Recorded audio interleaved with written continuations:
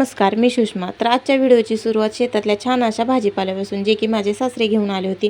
ज्यात होती शेवग्याची शेंग, घेवड्याची शेंग, हे वल्ले ढाळे काय आणि थोड्याशा भुईमुगाच्या शेंगा होत्या आणि मी बघा अशी पारुशी अजून होते. त्यानंतर पटपट सगळं आवरलं, मुलांना शाळेत नेऊन सोडलं. शाळेत जाताना तर ह्यांचं ना काही सारखा कुटाणा चालूच असतो. पण त्यांना शाळेत नेऊन सोडलं आणि शाळेतून घरी आल्यावर बघा एक खूपच दुःखद घटना माहीत पडली. ती म्हणजे की आपले जे लाडके अजित पवार दादा आहेत, त्यांचं निधन झालं. मला तर या गोष्टीवर विश्वासच बसत नव्हता.